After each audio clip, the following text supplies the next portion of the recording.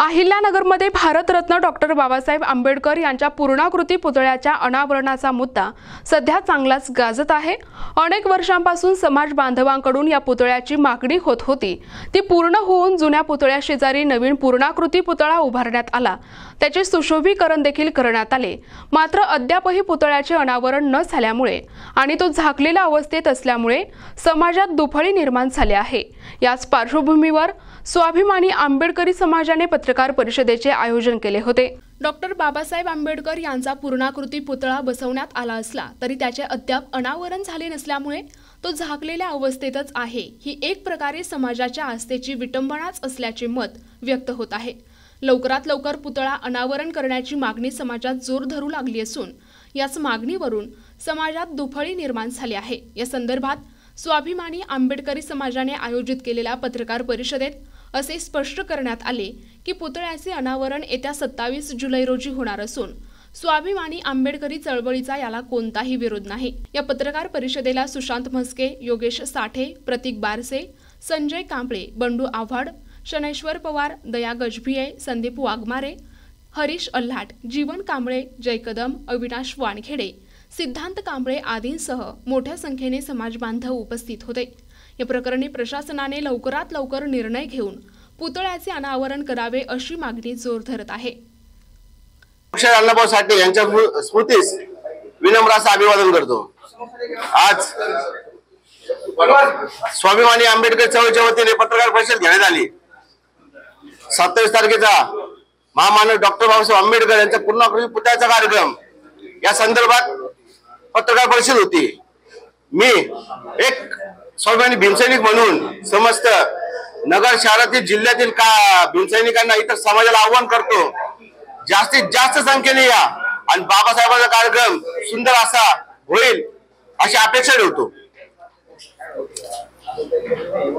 खऱ्या अर्थानं बाबासाहेबांच्या पूर्णाकृती पुतळा व्हावा म्हणून सर्वप्रथम स्वाभिमानी चळवळीच्या कार्यकर्त्यांनी निवेदन दिलं, त्यानंतरच पुतळ्याचं अनावरण होत आहे।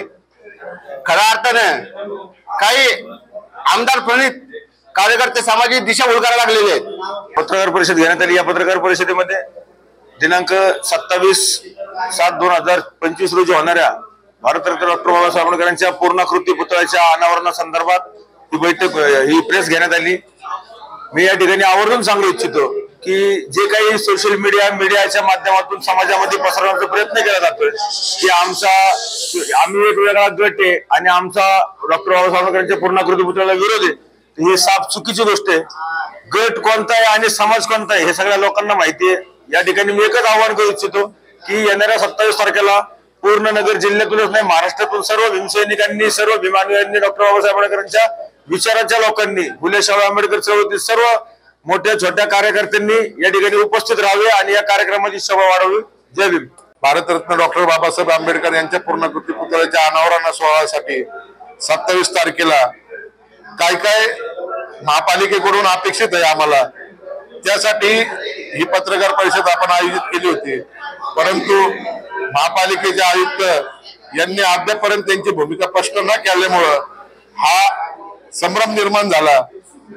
त्याच्यामुळं येणाऱ्या 27 तारखेला महापालिकेच्या आयुक्तांनी सर्व आंबेडकरी समाजाच्या नेत्यांना पालिकेमार्फत निमंत्रित केलं पाहिजे आणि त्या ठिकाणी भव्य असा इव्हेंटचा कार्यक्रम घेण्यात यावा।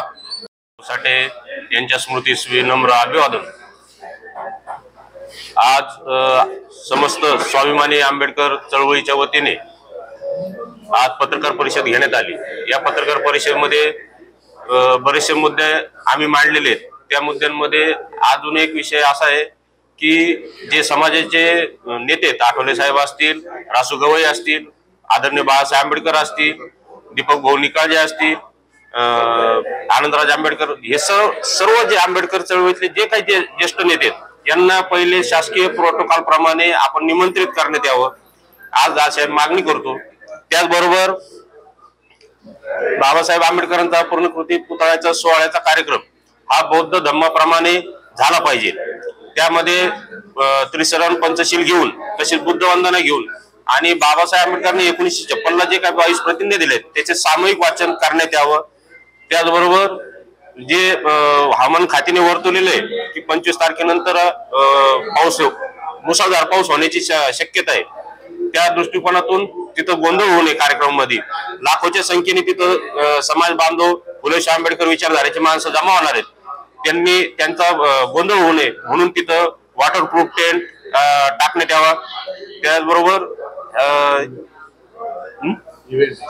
हे जे काही इव्हेंट होणार आहे आनंद शिंदेचा आणि बाकीचे जे काही सामाजिक उपक्रम राबवणार आहेत पालिका, तर ते कधी जाहीर करणार आहे तुम्ही, असा पालिकेला आमचा सवाल आहे। आयुक्त साहेब हे पालिकेचे सरकारी कर्मचारी आहेत की आमदाराचे कर्मचारी आहेत, हे त्यांनी पण जाहीर करावं। प्रतिनिधी मुकुंद भट, NTV न्यूज मराठी, अहिल्यानगर।